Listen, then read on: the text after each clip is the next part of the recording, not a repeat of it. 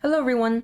One of the common phrasings for an analysis motion is the more harm than good template.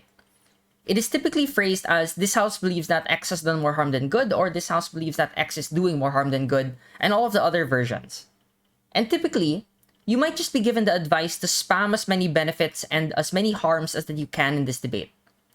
And I agree, this is very good advice, and it is really not that more complicated than this. But I still want to make this video because I'm sure a lot of you have run into the trouble of having to sift through a list of harms and benefits without having much direction on what to do after to win the debate. So the key learning then that I want to emphasize is that you want a set of anchoring points to establish in the debate so that you can answer the question, more harm than good in terms of what? Of course, for the purposes of the motion, the answer to that question is in general terms, more harm than good in general. But for the sake of your particular arguments, these anchoring points make it easier to weigh certain consequences over others, which eventually make the weighing of the entire issues easier to do for the purposes of your winning chances. So this includes the following. You can establish a context to situate the world in which this debate is most relevant. This makes it easier for you to compare impacts against one another and to establish an urgency. In turn, this urgency from a context allows you to explain the conditions in which certain problems arise in a debate. Problems for who? What are the roots of this problem? Why are these stakeholders important relative to these problems? How big are these problems? You can then measure the worth of an argument in terms of certain metrics. Does X help aggravate, mitigate, or solve this problem? What are other common outcomes that are preferable from both sides? How do we achieve this more with X? How is this common outcome prevented because of X? And lastly, these metrics also eventually help you reveal the meat of what is being stated. What is being valued at the end of this debate? And how do we achieve this value more than the other side? Allow me then to proceed to one long example to explain my point. Let's say the motion was this house believes that hacktivism has done more harm than good. And if you were government, you might be tempted to go list a lot of harms of hacktivism. It is disproportionate. It has no accountability. It encourages retaliation and backlash, etc., etc. In order to formulate these points in a more organized manner that has more glue to it, I would say the following. In an era where society is more reliant and vulnerable on our internet systems, hacktivism arose as a consequence of different anonymous groups being dissatisfied with government institutions. They utilized their means and expertise on technology to be able to express their views and protest on behalf of the public. That's a brief context that already sets the tone of this debate.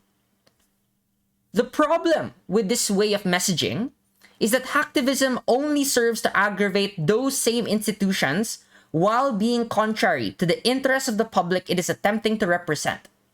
This is because hacktivism, by its very nature, is disproportionate when it takes down these government websites which provide government services which the public relies on, and when it also can run accountability free, as there is no inherent check and balance to the way in which these groups operate.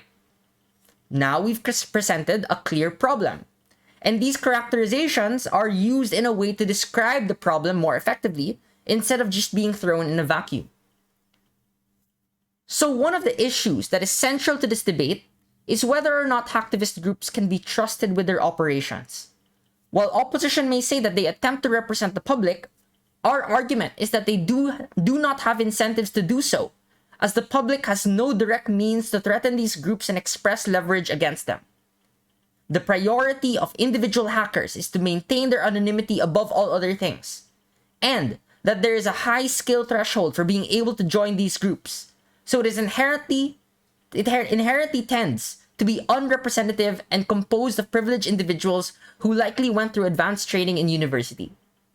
So now, I've given a lot of clear metrics on characterization that can be contested and debated for the rest of the debate, all falling under the issue on trustworthiness, whether or not we can trust these hacktivist groups, and the characterizations of who compose these hacktivist groups, what their incentives are.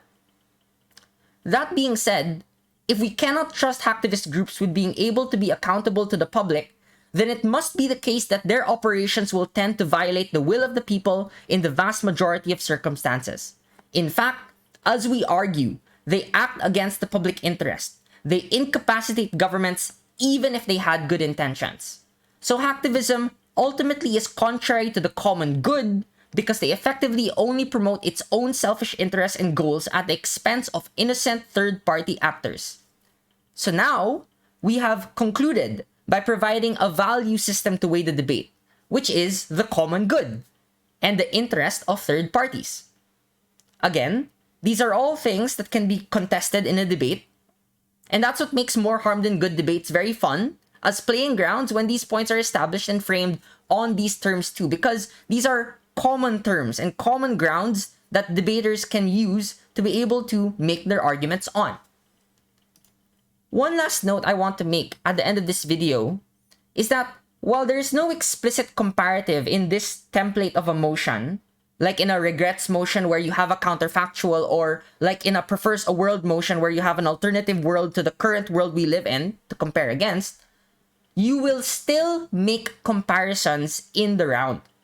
Specifically, these comparisons are on the nature of how X manifests in the world, on how it contributes or aggravates more because of its characteristics. And these are all things you can do because of the context, problems, metrics, and values that are all argued on the debate, because again, these are the anchoring points. These are anchoring points are also points of comparison too. So hopefully, as shown in this example, these points can guide you to make those comparisons much more easily as well. Alright, that's it for today's video. Thank you all for watching and have a great day.